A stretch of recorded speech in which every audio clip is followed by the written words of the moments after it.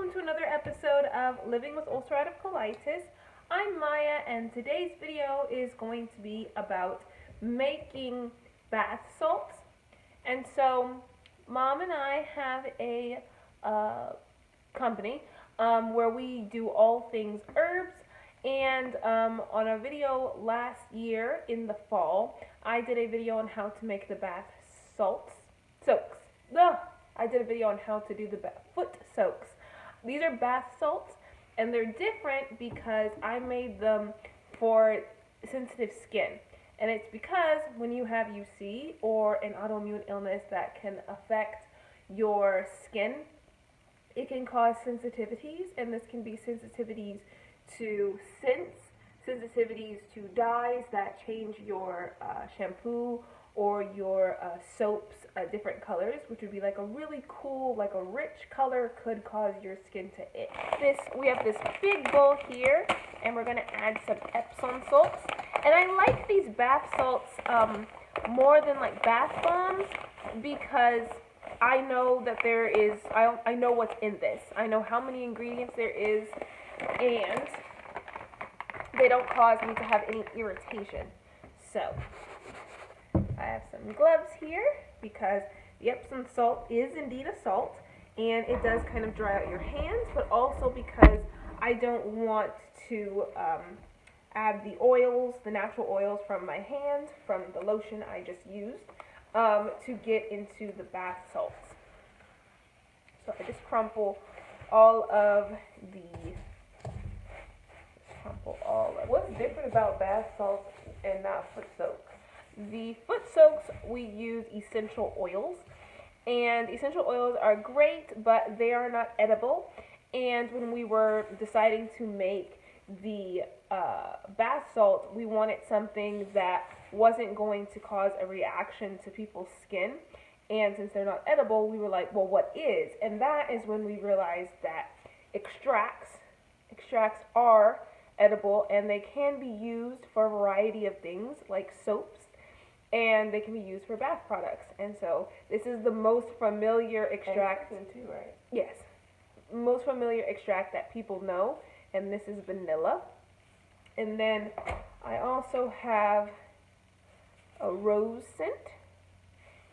And the other thing that's different is rose extracts and essential oils. Essential oils are a little stronger, so you have to use a little bit more extracts to get your same scent, but they still work. Do they use extracts in perfumes?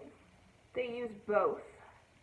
Sometimes you can read a perfume and it will say like extract, which is an extract, or sometimes they use oils. This is passion fruit. And then we have lavender, which is, I feel like lavender is versatile. Inside of an essential oil, it smells like lavender, and inside of an extract, it also smells like lavender. So it's like the easy one. If you wanted to do this at home, I would go with a lavender a lavender extract. And then our fifth one is jasmine, and by the way, this smells phenomenal. You should do that one today. Oh, there's this voice. It just randomly just keeps appearing. I was actually, I already did one. This is what this is. This one is the passion fruit one. I wanted to do the one that had the best scent first so that I could figure out how much Epsom salt I needed for the jars.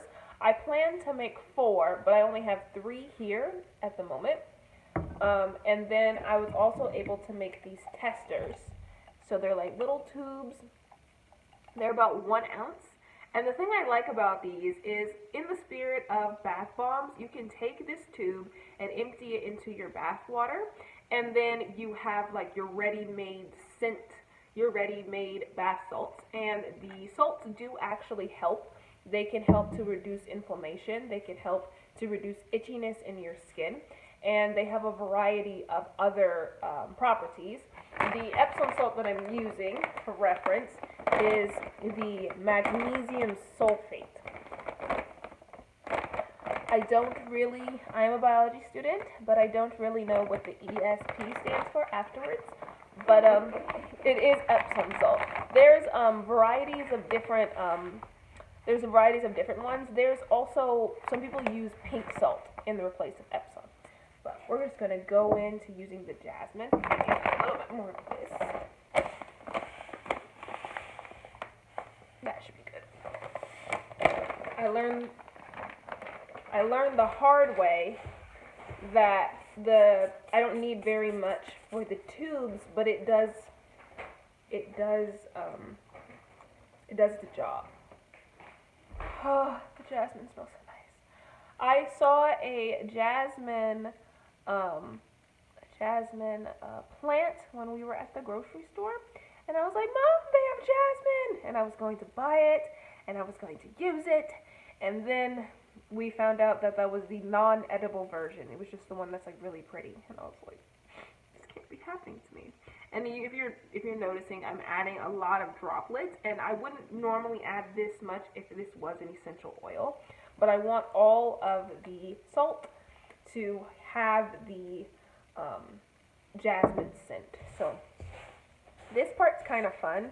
It has like a it kind of crumples together. And so for some of these, I will be adding like flakes. I don't have flakes for this one yet, so the flakes for the passion fruit is actually rose leaves, scented rose leaves. But the jasmine, I don't have anything to put in it yet, but I will be adding them at a later date when it gets closer time to sell. So I just crumpled, and I'm trying to mix it all the way through.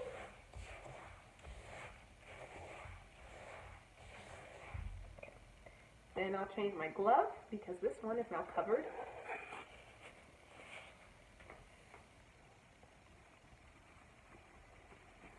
And the tubes. Ooh, that smells so good. It was floating up this whole time. And so just kind of get a little and shake it down. These tubes, you can get these tubes anywhere. There's an interfering voice. You can get these tubes anywhere that you buy science equipment. This is indeed the tube that you're imagining. This is for science. But people also use them sometimes when they want it to have like a science theme party. They use them for drinks. So they're good and they're food safe. But they can also be used for science. They can also be used for bath salts, which was one of the uses. And somebody used them for lotions. I don't really understand that one, but it can be used for a wide variety of things. And then you just want one that has like a clasp that will close, kind of like that. And then I just set them aside. And so later, when I want to add like the flecks to it, I can just get a bowl and pour them all into the bowl, which will already have the scent. And then I can add the flecks, mix it around, and then re-add them to the tubes. But I'm going to show you guys what it looks like when they're all filled. Alright guys, so this is the finished product. Trying to get rid of the glare of the sun. But these are the tubes. We only needed 8, but we had some left over that wouldn't fit in the jars or wouldn't make enough for one jar. So we actually have these 8 and 3 more, which gives us 11. Yeah. And then we have the jars, and the jars are 4 ounces. These are each 1 ounces, and this is like the tester, and this is the jar. But I hope you guys stay along with our journey to the farmer's market. Please like, share, subscribe, and press the bell for notifications. Bye, guys!